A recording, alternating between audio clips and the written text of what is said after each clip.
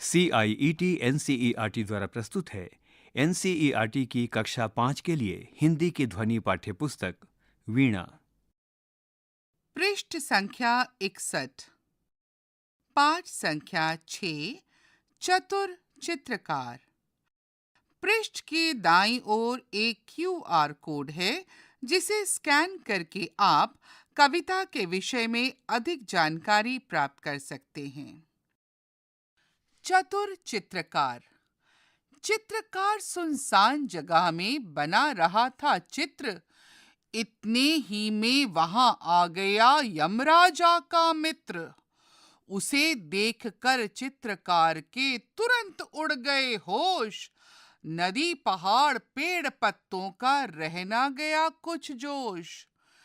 फिर उसको कुछ हिम्मत आई, देख उसे चुपचाप। बोला सुंदर चित्र बना दूं, बैठ जाइए आप। उकड़ू मुकड़ू बैठ गया वह, सारे अंग बटोर। बड़े ध्यान से लगा देखने चित्रकार की ओर। चित्रकार ने कहा, हो गया आगे का तैयार। अब मुंह आप उधर तो करिए जंगल के सरदार। पृष्ठ में बाईं ओर एक शेर चट्टान पर बैठा हुआ है तथा चित्रकार की ओर देख रहा है। चित्र में दाईं ओर एक चिड़िया डाली पर बैठी हुई है और एक चित्रकार हाथ में कूंची लिए शेर का चित्र बना रहा है। पृष्ठ संख्या 62, बैठ गया पीठ फिराकर चित्रकार की ओर। चित्रकार चुपके से खिसका जैसे कोई चोर। बहुत देर तक आंख मूंद कर पीठ घुमाकर शेर बैठे बैठे लगा सोचने, इधर हुई क्यों देर। झील किनारे नाव थी, एक रखा था बांस। चित्रकार ने नाव पकड़कर ली जी भर के सांस। जल्दी जल्दी नाव चलाकर निकल गया वह दूर। इधर शेर था धोखा खाकर झुंझलाहट में चूर। शेर बहुत खिसियाकर बोला, नाव जरा ले रोक, कलम और कागज तो ले जा रे कायर डरपोक।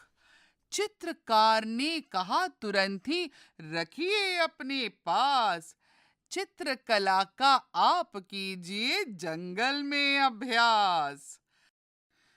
कवि राम नरेश त्रिपाठी। इस पृष्ठ में दाईं ओर शेर मुंह में कूंची लिए हुए बहुत ही गुस्से में है तथा बाईं ओर चित्रकार नाव पर बैठकर झील को पार करने का प्रयास कर रहा है। पृष्ठ संख्या 63, बातचीत के लिए। 1. चित्रकार की कौन सी विशेषता आपको सबसे अधिक अच्छी लगी और क्यों? 2. शेर ने चित्रकार को कायर डरपोक कहा। क्या आपको लगता है कि चित्रकार वास्तव में कायर और डरपोक था या वह चतुर और समझदार था? अपने उत्तर का कारण बताइए। 3. आपके अनुसार ऐसे कौन-कौन से कार्य हैं जिनका निरंतर अभ्यास करने से उनमें कुशलता बढ़ जाती है? 4. यदि झील के किनारे नाव ना होती तो चित्रकार शेर से अपनी जान बचाने के लिए क्या उपाय करता? पाठ से यहाँ दिए गए प्रश्नों के सबसे उपयुक्त उत्तरों पर तारे का चित्र बनाइए। 1. चित्रकार ने जंगल के किस स्थान पर चित्र बनाना शुरू किया? विकल्प हैं क. नदी के किनारे, ख. सुनसान जगह, ग. पेड़ों के नीचे, घ. पहाड़ की चोटी पर। 2. यमराज का मित्र किसे कहा गया है? विकल्प क. शेर को, ख. चित्रकार को, ग. नाविक को, घ. शिकारी को। 3. चित्रकार ने शेर से अपने प्राण कैसे बचाए? विकल्प हैं क. धैर्य और चतुराई से। ख, क्रोध और शक्ति से। ग, डर और घबराहट से। घ, अहंकार और गर्व से। पृष्ठ संख्या 64। 4. चित्रकार ने शेर को पीठ फेर कर बैठने के लिए क्यों कहा? विकल्प है क, ताकि वह शेर की पीठ का चित्र बना सके। ख, ताकि वह भागने की योजना पूरी कर सके। ग, ताकि शेर आराम से बैठ सके। घ, ताकि शेर के साथ आंख मिचौनी खेल सके। सोचिए और लिखिए। यहाँ दिए गए प्रश्नों के उत्तर अपनी लेखन पुस्तिका में लिखिए। 1. चित्रकार जिस वातावरण में चित्र बना रहा था उसका वर्णन कीजिए। 2. चित्रकार ने शेर को जंगल में चित्रकला का अभ्यास करने के लिए क्यों कहा होगा? 3. आपको इस कविता की कौन सी घटना सबसे रोचक लगी? 4. चित्रकार ने शेर से बचने के लिए क्या किया? अनुमान और कल्पना। 1. चित्रकार ने शेर को जंगल के सरदार नाम से क्यों पुकारा होगा? 2. यदि चित्रकार जंगल में रुक जाता और शेर से मित्रता करने का प्रयत्न करता तो क्या होता? 3. यदि शेर को भी चित्रकला में रुचि होती तो वह कौन सही चित्र बनाना पसंद करता? 4. यदि चित्रकार के स्थान पर आप होते तो शेर से बचने के लिए क्या करते? पृष्ठ संख्या 65। भाषा की बात। 1. कविता में से चुनकर कुछ पंक्तियां यहाँ दी गई हैं। इनमें छिपे मुहावरे पहचानिए और उनके नीचे रेखा खींचिए। क, उसे देखकर चित्रकार के तुरंत उड़ गए होश। ख, नदी पहाड़ पेड़ पत्तों का रह न गया कुछ जोश। ग, चित्रकार ने नाव पकड़कर ली जी भर के सांस। घ, इधर शेर था धोखा खाकर झुंझलाहट में चूर। 2. अब इन मुहावरों का प्रयोग करते हुए अपने मन से नए नए वाक्य बनाइए। 3. यहाँ दी गई पंक्तियों को ध्यान से पढ़िए। इतने ही में वहां आ गया यमराजा का मित्र। इस वाक्य में आ गया शब्दों को रेखांकित किया गया है। चित्रकार चुपके से खिसका जैसे कोई चोर। इस पंक्ति में खिसका शब्द को रेखांकित किया गया है। जल्दी जल्दी नाव चलाकर निकल गया वह दूर। इस पंक्ति में निकल गया शब्दों को रेखांकित किया गया है। इन पंक्तियों में जिन शब्दों के नीचे रेखा खींची गई है वे क्रिया शब्द हैं जिन्हें आने या जाने के कार्य को बताने के लिए उपयोग में लाया जाता है। आ गया शब्द का प्रयोग अचानक आने को दर्शाने के लिए किया गया है। खिसका शब्द धीरे धीरे हटने या बिना किसी को पता लगे जाने का भाव प्रकट करता है। निकल गया शब्द तेजी से दूर जाने का संकेत देता है। आने और जाने के कार्य को बताने के लिए इसी प्रकार के अनेक क्रिया शब्दों का प्रयोग किया जाता है।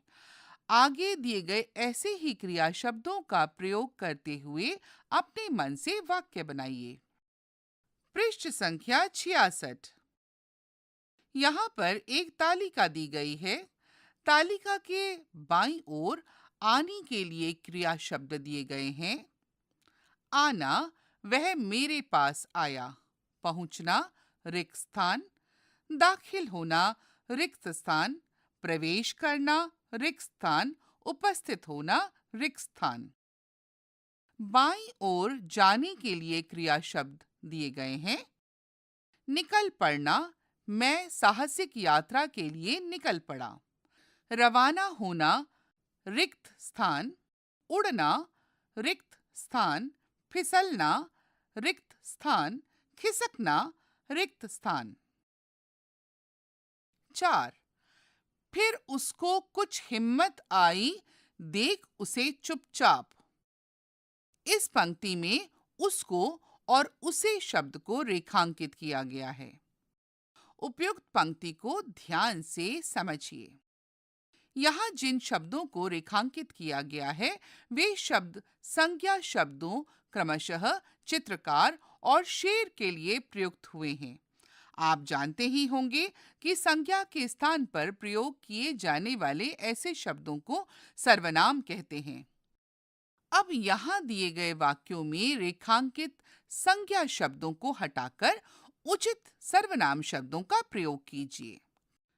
क फिर शेर को चुपचाप देखकर चित्रकार को कुछ हिम्मत आई।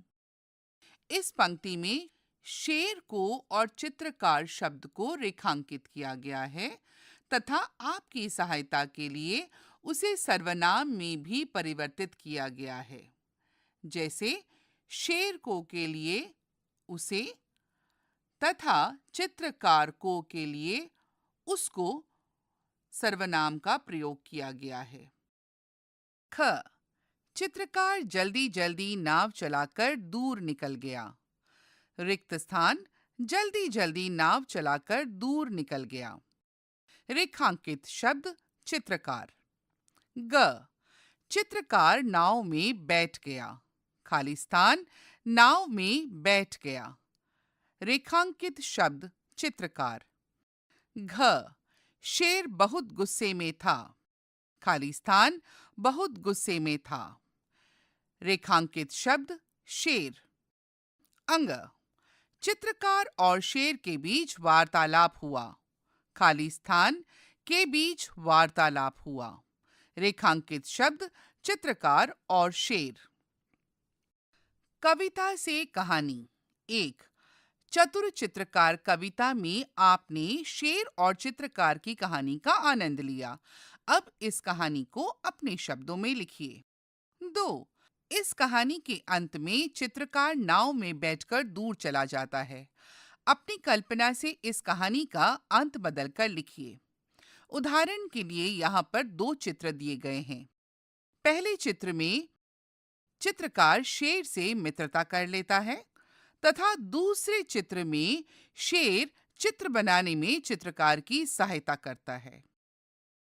रिक्त स्थान में आप अपनी कल्पना से कहानी का अंत बदलकर लिखिए। पृष्ठ संख्या 68। बातचीत। यहाँ दिए गए शेर और चित्रकार के मध्य बातचीत को अपनी कल्पना से पूरा कीजिए।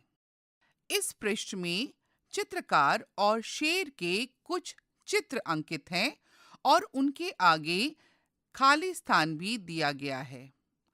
आपने शेर और चित्रकार के मध्य हुई बातचीत को अपनी कल्पना से पूरा करना है। पृष्ठ संख्या 69। तुलना। चित्रकार और शेर की विशेषताओं की तुलना कीजिए और उचित स्थान पर सही या गलत का चिन्ह लगाइए। यहाँ पर एक तालिका दी गई है जिसे 3 भागों में विभाजित किया गया है। पहला गुण, दूसरा चित्रकार तथा तीसरा है शेर। बुद्धिमान, शक्तिशाली, डरपोक, चतुर, डरावना, साहसी, भोला, जिज्ञासु। आपने चित्रकार और शेर की विशेषताओं की तुलना करनी है तथा उचित स्थान पर सही या गलत का चिन्ह लगाना है। पाठ से आगे। 1 चित्रकार अपनी चतुराई का प्रयोग करके संकट से बच गया था। क्या कभी आपने किसी संकट का सामना करने के लिए अपनी चतुराई दिखाई है? उस अनुभव को कक्षा में साझा कीजिए। 2 क्या आपने कभी किसी की संकट में सहायता की है? बताइए कि आपने कैसे सहायता की थी। पृष्ठ संख्या 70। चित्रकार का विद्यालय। 1 कल्पना कीजिए कि चित्रकार ने जंगल में एक चित्रकला विद्यालय खोला है।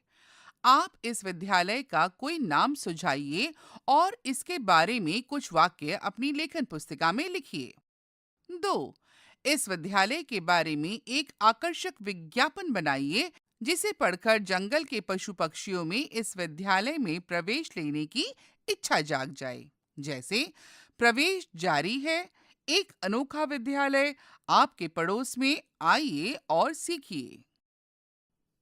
पृष्ठ के दाईं ओर चित्रकला विद्यालय का चित्र है, जिसमें चित्रकार विद्यालय की ओर देख रहा है।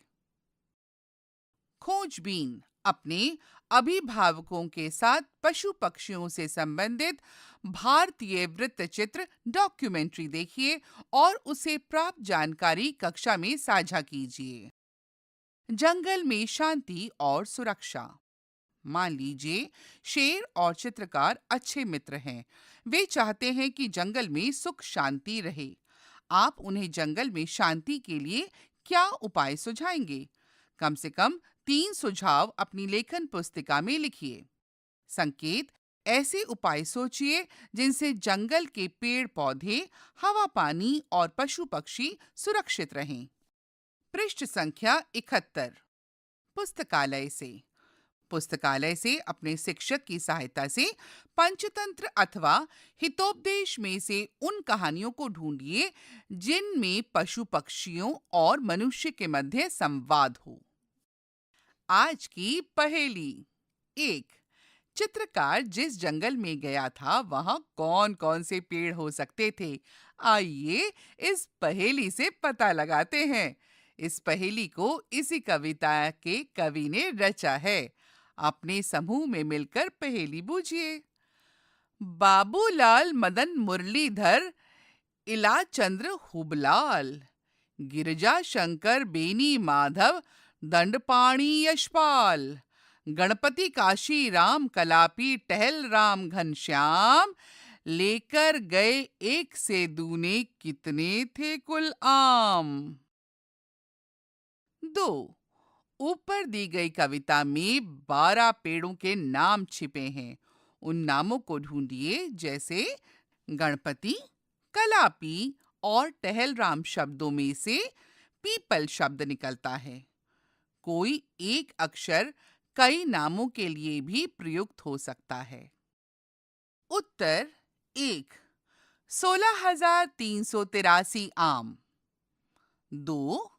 पेड़ों के नाम: आम, पीपल, नीम, शीशम, जामुन, बबूल, कटहल, महुआ, बेल, इमली, बरगद, कदम। शिक्षण संकेत: इस पहेली के उत्तर बच्चों द्वारा अलग-अलग दिए जाने की संभावना है। अतः शिक्षक धैर्यपूर्वक बच्चों द्वारा दिए जाने वाले उत्तरों को स्वीकार करें और सही उत्तरों तक पहुंचने में उनकी सहायता करें। पृष्ठ संख्या 72। 2 मेंढकों की यात्रा। जापानी लोक कथा। कई वर्ष पूर्व जापान में 2 मेंढक रहते थे। उनमें से एक मेंढक ओसाका के पास एक खड्ड में रहता था, जबकि दूसरा मेंढक क्योटो के पास बहने वाली एक नदी में निवास करता था। एक दिन उन दोनों मेंढकों के दिमाग में एक साथ एक विचार आया। उन्होंने सोचा, इस जगह पर रहते हुए हमें बहुत दिन हो गए हैं। अब हमें यहाँ से निकलकर बाहर का संसार भी देखना चाहिए। ये संयोग ही था कि क्योटो के पास रहने वाले मेंढक ने ओसाका जाने का निश्चय किया, जबकि ओसाका में रहने वाले मेंढक ने क्योटो जाने का निर्णय किया।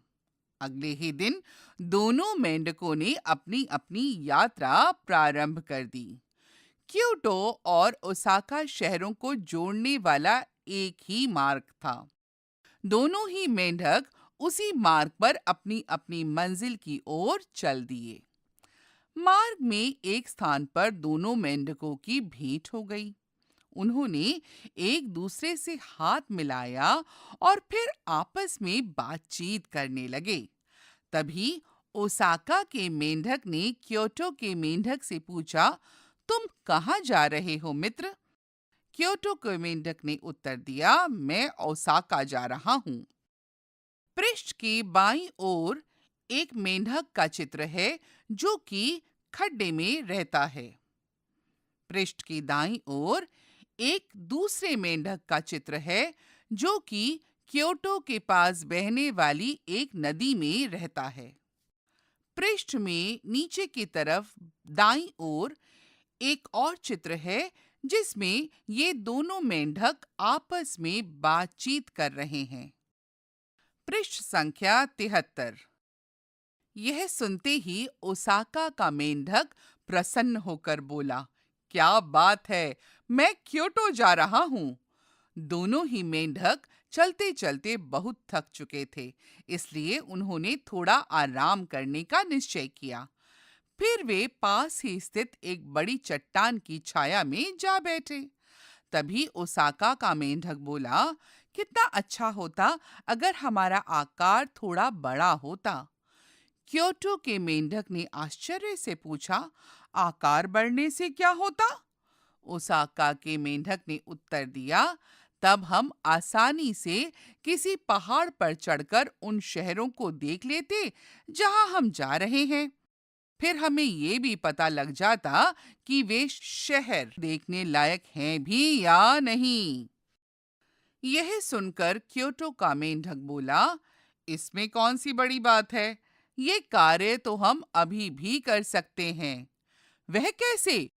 ओसाका के मेंढक ने आश्चर्य से पूछा। क्योटो के मेंढक ने उसे समझाते हुए कहा, यह कार्य तो बहुत आसान है।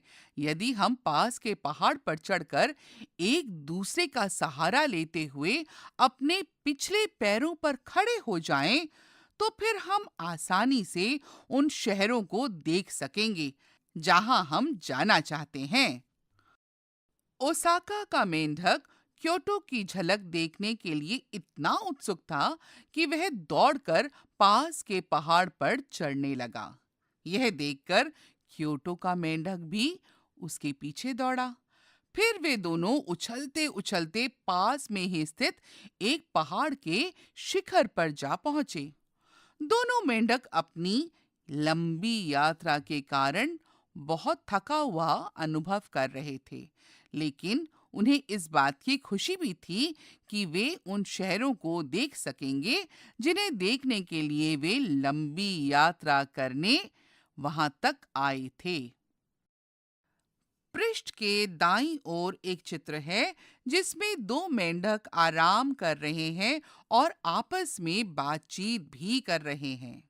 पृष्ठ के दाईं ओर एक चित्र है जिसमें दोनों मेंढक पहाड़ी पर चढ़ने का प्रयास कर रहे हैं।